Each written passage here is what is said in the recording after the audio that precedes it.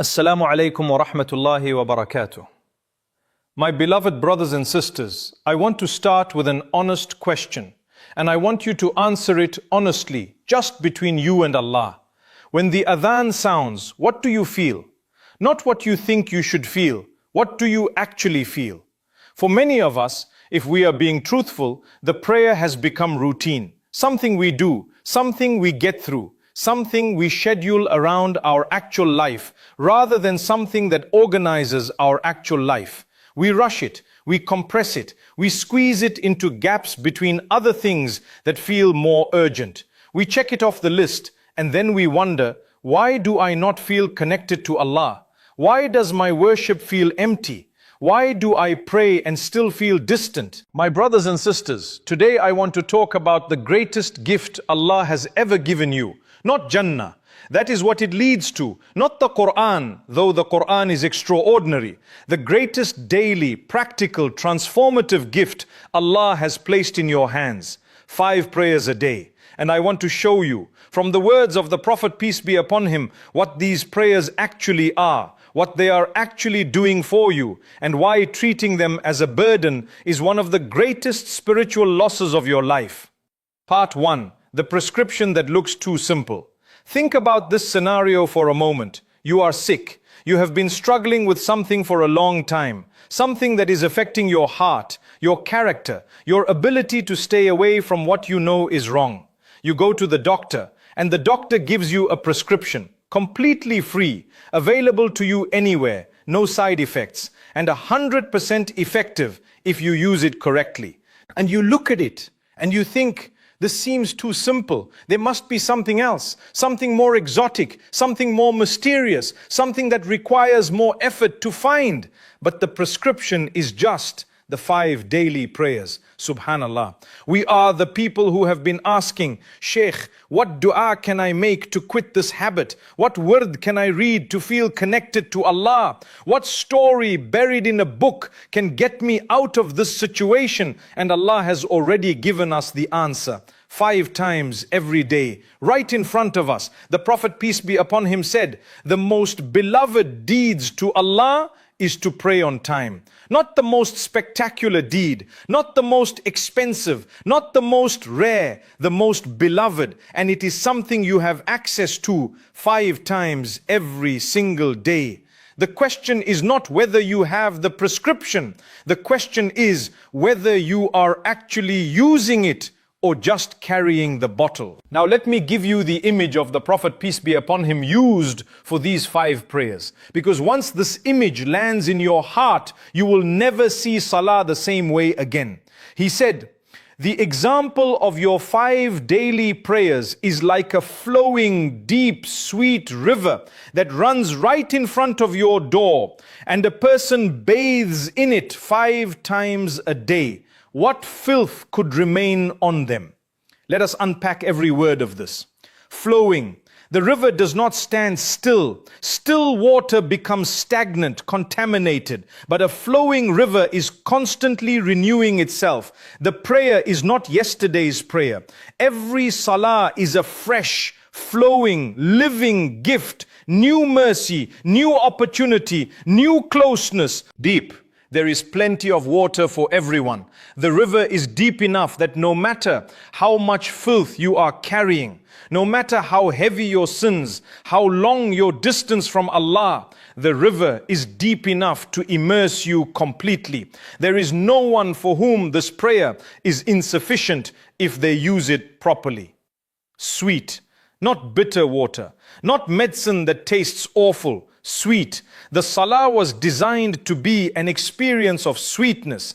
The Prophet, peace be upon him, would say, give us rest through it, O Bilal, when it was time for prayer. Rest, sweetness, comfort, relief, right in front of your door. You do not have to travel for it. You do not need a special location, a special occasion, a special status. It is right there, 5 times a day, a few feet from where you are sitting. And the Prophet asks, if a person bathed in this river 5 times a day, truly bathed, not quickly splashed their face, what filth would remain? Think about what it would mean to truly, deeply bathe 5 times a day physically, what you would smell like, how clean you would feel, how fresh you would be at every moment of the day. Now imagine that spiritually.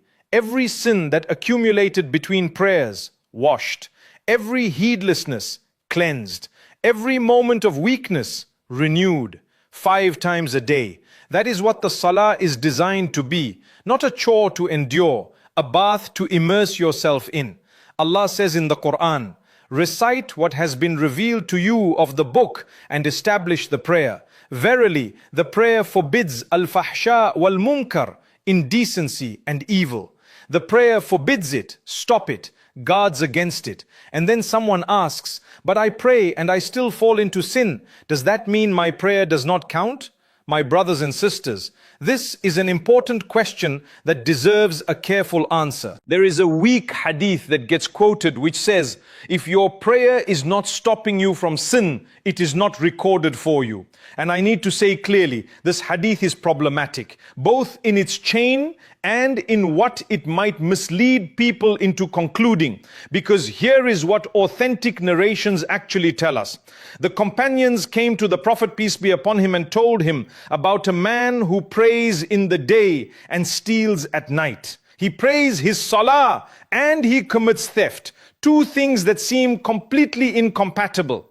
And the Prophet, peace be upon him, said his prayer will one day bring him back. There is also the story of a young man from the Ansar, a companion who prayed with the Prophet himself, peace be upon him. And the companions described him as someone guilty of every obscene deed, not a small sinner.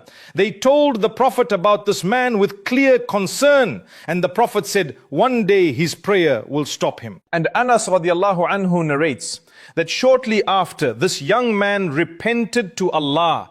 Do you understand what this means? Do not let shaitan trick you into abandoning the prayer because you are also committing a sin. The prayer is the rope that will eventually pull you out. The moment you cut the rope, you are truly lost. To every person in this room, watching this, reading this, who is struggling with something, who is committing a sin and still praying, do not stop praying. Do not let shaitan convince you that there is no point in praying if you are going to commit that sin anyway. The prayer is your connection to Allah. It is the bridge that will eventually carry you all the way back. Keep the door open. The prayer keeps the door open now. And this is perhaps the most important part of everything I am saying. Not all prayers are equal. There is the prayer that is a 2-minute obligation, rushed through, completed, checked off, heart elsewhere. My mind is already thinking about what comes next. The body goes through motions while the soul sits waiting in another room entirely. And there is the prayer that is a genuine bath in the flowing river, where you actually arrive, where you actually stand before Allah, where the words mean something, where the ruku is a real bowing, and the sujood is a real prostration, and the dua at the end is a real conversation. Both are called salah, but they are not the same experience. The Prophet, peace be upon him, did not say any 5 prayers a day, however they are performed, will purify you completely. He said, if you bathe in it, if you immerse yourself. And the scholars point out, not every shower is equal. There is the 30-second rinse, and there is the deep, thorough wash. Physically, both involve water, but one leaves you clean and the other barely touches the surface. The question for each of us is, which type of prayer am I offering? And here is what helps distinguish them. The Prophet, peace be upon him, also said, Allah does not accept the prayer of a person whose heart is absent. The heart has to be present, not perfectly present, because perfect presence is rare and may be beyond most of us, but genuinely trying to be present. That means coming to the prayer with preparation, with wudu that was done properly, not rushed, with a heart that has been reminded, I am about to stand before the King of Kings, with words that you understand, with movements that mean something. Part 5. What separates the prayer that changes you? The Quran says, وَلَا ذِكْرُ اللَّهِ أَكْبَرُ, and the remembrance of Allah is greater. What does this mean in the context of the prayer? The scholars give us beautiful insights. When you are in Salah, think about what you are not allowed to do. You cannot look at your phone. You cannot have conversations. You cannot listen to music or scroll through content or engage with anything of this world.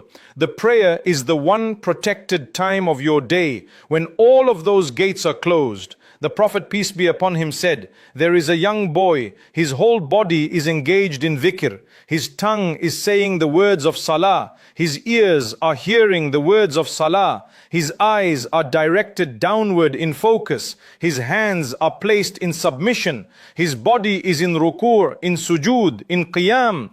Every single part of him is in a state of remembrance. Can you imagine how spiritually clean you would be at the end of 5 such prayers across the day? And beyond the prayer itself, the remembrance of Allah between the prayers, the dhikr after salah, the subhanallah, alhamdulillah, Allahu Akbar, the morning and evening adhkar, the dua that punctuates the day, the ongoing awareness of Allah's presence. This is the complete prescription. The 5 prayers as the main immersion and the ongoing dhikr as the daily maintenance that keeps the heart fresh between those immersions. You cannot guard your eyes, your tongue, your ears against the constant signals of this age unless you have a constant spiritual habit of connection to Allah. The more extreme the temptations of the world become, and they are becoming more extreme every year, the more committed you have to be to what Allah placed right in front of you. The prayer is not one response among many. It is the response, the one Allah designed specifically for the struggle of being human. Part 6, the 40 days and what you do not know. Let me end with a narration that should permanently change how you think about every prayer. The Prophet, peace be upon him, was sitting with his companions. And they were speaking about 2 brothers who had both died. One of them 40 days before the other. 1 month and 10 days earlier, the first brother had passed away. And the companions were praising the first one who died. He was clearly the more outstanding of the 2. The second brother, they acknowledged, was okay. He was a Muslim, but nothing remarkable about him. The Prophet, peace be upon him, listened to their praise for the first brother. And then he said, was the second one not also a Muslim? They said, yes, but he was not as good as the first one. And the Prophet, peace be upon him, said, what do you know about what rank his prayer has taken him to?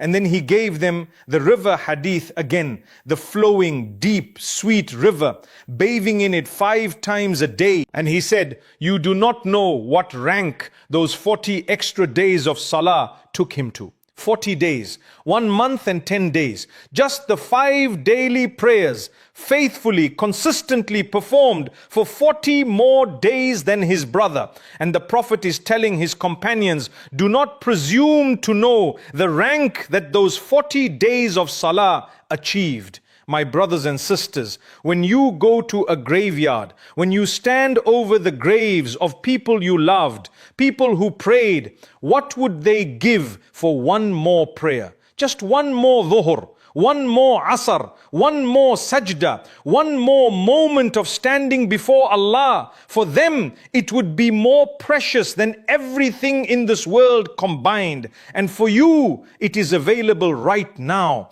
At the next adhan, a gift so valuable that those beneath the ground would give everything to be standing where you are standing. What are we doing with it? My beloved brothers and sisters, the prescription has always been there. 5 prayers a day, a flowing, deep, sweet river right at your door, bathing in it completely, not quickly rinsing. 5 times a day. Not all salah are equal, but all salah are a gift. And the gift of salah is the greatest ongoing blessing Allah has placed in your daily life. So, from today, decide to change your relationship with the prayer. Not to add more necessarily, but to be more present in what you already have.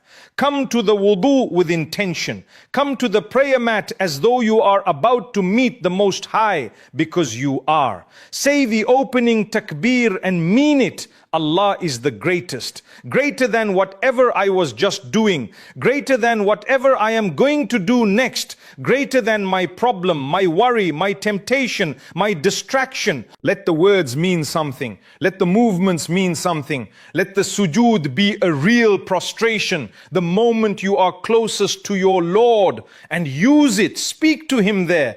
Ask there, cry there, leave what you are carrying there, and then step back into your day, not unchanged, not the same person who rushed in 5 minutes ago, but someone who just bathed in a flowing river and carries that freshness with them 5 times a day, every day, for the rest of your life. That is the gift, that is the prescription, that is the flowing river right at your door. May Allah make us of those who truly establish the prayer, not just perform it. May He make our salah a real bath, a real connection, a real immersion that cleanses us, guards us, and draws us close to Him. May He make the prayer the thing that stops us from what is wrong, the thing that pulls us back when we stray, and the thing that takes us rank by rank to the station He has written for us. Ameen, Ameen, Ya Rabbil Alameen.